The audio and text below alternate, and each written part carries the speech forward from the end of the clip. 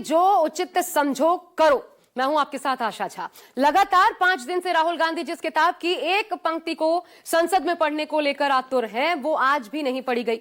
भारी हंगामे के बीच लोकसभा की कार्यवाही सोमवार तक के लिए आखिरकार स्थगित हो गई। विपक्षी दलों ने आरोप लगाया कि संसद में सत्ता पक्ष दादागिरी दिखा रहा है, विपक्ष को बोलने नहीं दिया जा रहा है। पूरी सरकार राहुल गांधी के सवालों से डरी है, घबराई हुई है। हालांकि संसद में मौका नहीं मिलने के बावजूद राहुल गांधी ने जनता की लड़ाई नहीं छोड़ी है। दिल्ली के जनकपुरी में एक बाइक सवार युवक की नाले में गिरने से हुई मौत को राहुल गांधी ने हत्या करार दिया। राहुल गांधी ने कहा कि हिंदुस्तान में फैली लालच और लापरवाही की महामारी आज फिर एक युवा की जान ले गई। एक बेटा, एक सपना, मां बाप की पूरी दुनिया, सब कुछ एक झटके में उजाड़ दिया गया। यह हादसा नहीं, हत्या है, और हत्यारी है जवाबदेही से भागती सत्ता। असली कातिल सड़क नहीं, जिम्मेदार सत्ता है। आप सदन नहीं चलाना चाहते, नियोजित तरीके से गतिरोध पैदा करना चाहते हैं, सभागृह की मर्यादाओं को समाप्त करना चाहते हैं। जो उचित समझो वही करो। सदन की मर्यादा बनाए रखो। मेरे पास पुख्ता ऐसी जानकारी आई कि कांग्रेस पार्टी के कई सदस्य माननीय प्रधानमंत्री जी के आसन पर पहुंचकर कोई भी अप्रत्याशित घटना कर सकते। ये बड़ी दर्दनाक लोकसभा की घटना है। We are Vishwaguru. Our Prime Minister is 56-inch chest man, and he can confront even घर पे घुस के मार सकते हैं पाकिस्तानियों का। ये क्यों ऐसे ड्रामा करते हैं? Why they are spreading these kind of lies? Bharat का प्रधानमंत्री इतना शक्तिशाली है कि 3 महिलाएं, वो भी सांसद महिला, उनसे डरकर संसद न आए तो उन करोड़ों भारतवासियों को क्या होगा जो सीमाओं पे हैं। It is an absolute lie. There is no question of anybody raising any hands on the Prime Minister, trying to hurt him or any such thing. हमारे यहाँ एक कहावत है कि कसाई के सोचने से गाय नहीं मरती। फिर महामहिम राष्ट्रपति के अभिभाषण पे जो उनका सवाल था, अगर वो खत्म हो गया और प्रधानमंत्री को बोलने नहीं दिया। पीएम को 140 करोड़ लोगों ने तीसरी बार जिताया है, और जब तक पीएम चाहेंगे तब तक वो इस देश के प्रधानमंत्री होंगे।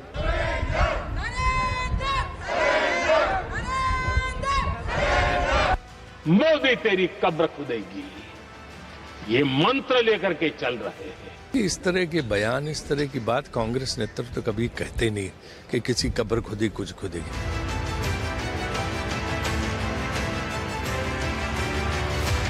ये बात हमारे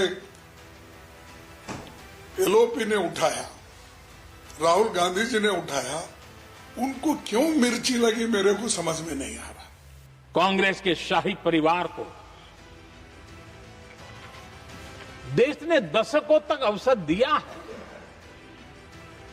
ऐसा नहीं है, देश ने आपके लिए भी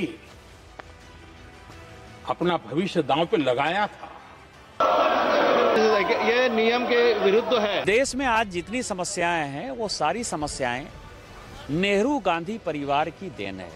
जो इंदिरा जी ने कहा था उसको कोट कर रहा हूं। जब किसी ने मेरे पिताजी से पूछा, यानी नेहरू जी से पूछा कि उनके सामने कितनी समस्याएं हैं, तो उन्होंने उत्तर दिया था 35 करोड़।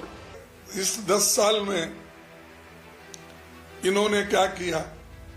कांग्रेस को गालियां देने के सिवाय। तेरा निजाम है सिलते जुबान शायर की, यह एहतियात जरूरी है इस बहर के लिए। राहुल का जुनून दुष्यंत के मजमून को दरकिनार करते हुए हालात से दो हाथ करता रहा। लोकतंत्र के मंदिर की मर्यादा में रहते हुए विपक्ष के नेता ने सदन में सत्य का प्रयोग जारी रखा। बाधाओं व्यवधानों से जूझते हुए जनता को सत्ताधारियों के अतीत और वर्तमान से सावधान करना जारी रखा। लेकिन खेल के बीच ही खेल के नियम बदले जाने लगे। विरोध के तौर तरीकों पर संदेह के अफसाने बुने जाने लगे। पंचायत के अभिभावक भी प्रतिपक्ष को हिंसक योजना के आरोपी ठहराने लगे। विपक्षी स्पीकर को पक्षपाती बताने लगे। अपनी निष्पक्षता पर प्रश्न चिन्ह लगना सभापति को नागवार गुजरा और लोकसभा का एक दिन और शोर शराबे की भेंट चढ़ गया। अगेंस्ट द रूल्स, ये नियम के विरुद्ध है कि उनके 97 मिनट्स के भाषण में वो कोई ऐसा बात नहीं कही और हम लोगों ने जो घंटों से बात करके उनको ये जो राष्ट्रपति के अभिभाषण पर जो विचार थे वो रखे उनके सामने, एक रिप्लाई भी उन्होंने नहीं दिया। सिर्फ 100 साल का, 75 साल का, 50 साल का बात करते रहे। सदन को बाधित कर रहे हैं, इससे साफ है कि तो लोकतंत्र पे कुठाराघात हो रहा है कि पूरे राष्ट्रपति की चर्चा वास आउट हो गई, अब बजट पे नहीं दे रहे हैं। आखिर सदन को जिस तरह से बाधित किया जा रहा है, जिस तरह से पूरे वेल में आकर के विपक्ष पूरा देश देख रहा है, और कौन जिम्मेदार है इस तरह के जनता की गाढ़ी कमाई के पैसे से ये सदन का सत्र चल रहा है, और उसके बाद आप केवल इसलिए आ रहे हैं कि 1 मिनट चर्चा में भाग नहीं लेंगे, अपने क्षेत्र का कोई सुझाव नहीं देंगे, देश के बजट पे कोई चर्चा नहीं करेंगे। नेता विपक्ष को बोलने नहीं दिया गया, किसी विपक्ष के नेता को बोलने नहीं दिया गया, रोका जा रहा है और ये कहा जा रहा है कि आप वही कह सकते हैं जिसको हम चाहें। ये क्या कभी हो सकता है? किसी भी स्वस्थ लोकतंत्र में ऐसी परंपरा है क्या? विपक्ष ये पूछेगा सत्ता पक्ष से कि हम क्या बोलें और क्या न बोलें, जो कि सर्वविदित है, सबकी जानकारी में है। उन बातों पर टीवी पर चर्चा हो सकती है, सरेआम चाय की दुकान पर चर्चा हो सकती है, चट्टी चौराहों पर चर्चा हो सकती है, लेकिन लोकसभा चर्चा नहीं करेगा। ये कैसा लोकतंत्र? गला घोटा जा रहा है इस लोकतंत्र का। लगातार सरकार नेशनल सिक्योरिटी के मुद्दे से बच रही है। अब हम इसलिए कहते हैं क्योंकि पहलगाम जैसी घटना हो गई। किसकी सरकार थी? भारतीय जनता पार्टी की। पुलवामा वाली घटना, इतनी बड़ी घटना, आज तक देश के इतिहास में इतनी बड़ी घटना नहीं घटी है, तो किसकी जिम्मेदारी थी? भारतीय जनता पार्टी की। और सारी इंटेलिजेंस एजेंसीज क्यों फेलियर हो गया और क्या कार्रवाई करी है भारतीय जनता पार्टी ने? तो कोई भी जवाब अगर आप इन लोगों से पूछेंगे, भारतीय जनता पार्टी से पूछेंगे या सरकार से पूछेंगे, तो सरकार जवाबदेही है ही नहीं। सरकार कोई जिम्मेदारी लेने को तैयार ही नहीं है। पिछले 5 दिनों से लोकतंत्र के इसी मंदिर में विपक्ष के नेता अपनी बात कहने के लिए मशक्कत कर रहे हैं। एक अप्रकाशित पुस्तक के पत्रिका में छपे लेख की कुछ पंक्तियां पढ़ना चाह रहे हैं, लेकिन हर बार सत्ताधारी खेमा उनके सामने नियमों की किताब खोल देता है, परंपराओं की दुहाई देकर बोलने नहीं देता, और आसन भी विपक्ष के नेताओं को राहत नहीं देता। हद तो तब हो गई जब स्पीकर ने विपक्षी सांसदों के पलटन पर हिंसक होने का संदेह जताया और भरी सभा में कांग्रेस की महिला सांसदों को कसूरवार ठहरा दिया। राज्यसभा से अपनी स्पीच में पीएम मोदी ने भी लोकतंत्र की कथित घटना को दर्दनाक बता दिया। तो हमारे पास, मेरे पास पुख्ता ऐसी जानकारी आई कि कांग्रेस पार्टी के कई सदस्य माननीय प्रधानमंत्री जी के आसन पर पहुंचकर कोई भी अप्रत्याशित घटना कर सकते थे। इसको टालने के लिए मैंने माननीय प्रधानमंत्री से आग्रह किया कि उन्हें सदन में नहीं आना चाहिए। आदरणीय सभापति जी, बड़ी दर्दनाक लोकसभा की घटना है और शायद हताशा, निराशा तो हम समझ सकते हैं, लेकिन इसके लिए देश के पवित्र लोकतंत्र के मंदिर को ही इस रूप में कर देना। देश को उम्मीद थी कि राज्यसभा में पीएम मोदी के 1.5 घंटे के संबोधन में राहुल गांधी के किसी सवाल का जवाब तो आएगा। हालांकि हुआ इसके विपरीत। लेकिन राहुल हैरान नहीं हुए, निश्चिंत भाव से मुस्कुराते हुए पीएम मोदी पर तंज कसा। जो उचित समझो वही करो।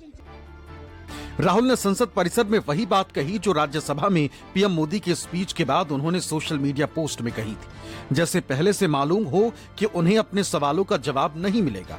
सत्ता बाकी सब कुछ कह देगी, लेकिन असली सवालों का जवाब कतई नहीं देगी। पर राहुल ने भी जैसे तय कर लिया कि वो सवाल पूछने का सिलसिला नहीं रोकेंगे। जनता की मुश्किलों पर बात करते रहेंगे, सत्ता को उसकी जिम्मेदारियों का एहसास कराते रहेंगे, जनता के सामने सत्ता को गैर जिम्मेदार ठहराते रहेंगे। राहुल ने दिल्ली के जनकपुर में 25 साल के बाइक सवार युवक कमल की गड्ढे में गिरने से मौत को लेकर अखबार में छपी एक खबर को साझा किया और कथित डबल इंजन वाली सरकार पर डबल अटैक कर दिया। सोशल मीडिया प्लेटफॉर्म एक्स पर राहुल ने लिखा, हिंदुस्तान में फैली लालच और लापरवाही के महामारी आज फिर एक युवा की जान ले गई। एक बेटा, एक सपना, मां बाप की पूरी दुनिया, सब कुछ एक झटके में उजाड़ दिया गया। यह हादसा नहीं, हत्या है, और हत्यारी है जवाबदेही से भागती सत्ता। असली कातिल सड़क नहीं, गैर जिम्मेदार सत्ता है, क्योंकि यहां न इस्तीफा होता है, न सजा मिलती है, न किसी की अंतरात्मा जागती। इंदौर का जहरीला पानी, नोएडा में युवराज की जान लेने वाली सड़क, गिरते पुल, टकराती ट्रेनें, दम घोटता प्रदूषण। #TINA there is no accountability. और जब तक जवाबदेही नहीं होगी, तब तक कोई न कोई लालच की महामारी का अगला शिकार बनता रहेगा। 3 दिन पहले भी राहुल ने दावा किया था कि पीएम मोदी भयंकर दबाव में है और इसलिए वो सदन में उन्हें बोलने नहीं देना चाहते। नरेंद्र मोदी जी पर प्रेशर है, भयंकर प्रेशर है, और नरेंद्र मोदी जी का जो इमेज का गुब्बारा है, जो हजारों करोड़ रुपए लेकर बनाया गया था, वो फूट सकता है। इशू ये नारावाने की स्टेटमेंट नहीं है, ये साइड शो है, और वो भी जानते हैं, मैं भी जानता हूं। मेन बात यह है कि हमारे प्रधानमंत्री को कॉम्प्रोमाइज कर दिया गया है। किसने किया है, कैसे किया है, यह हिंदुस्तान की जनता को सोचना है। मगर इतिहास में पहली बार हिस्ट्री में LOP को प्रेसिडेंशियल एड्रेस में नहीं बोलने दिया है। वो तो ऑटोमेटिकली होगा। अपने दावे को पुख्ता साबित करने के लिए राहुल ने अमेरिका के साथ ट्रेड डील का जिक्र किया। इल्जाम यह कि पीएम मोदी ने किसानों की मेहनत को बेच डाला है, किसानों के खून पसीने को नीलाम कर दिया है।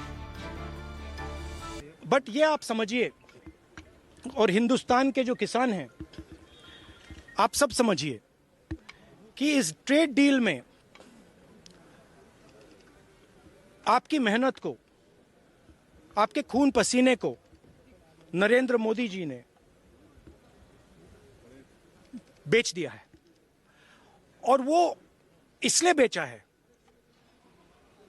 क्योंकि ये कॉम्प्रोमाइज्ड है।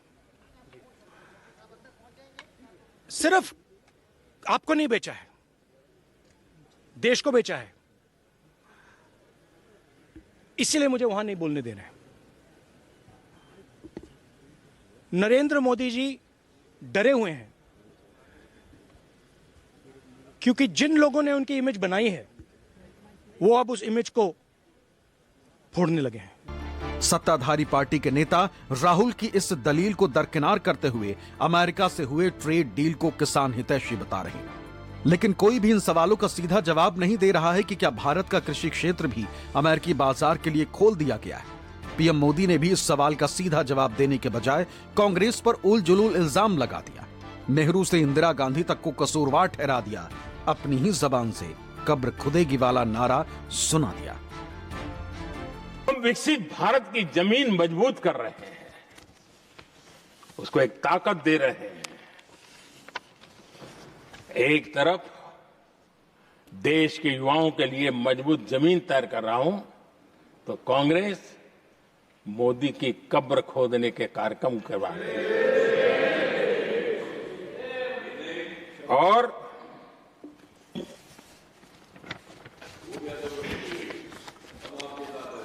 मोहब्बत की दुकान खोलने वाले मोदी तेरी कब्र खुदेगी के नारे लगा रहे हैं जी।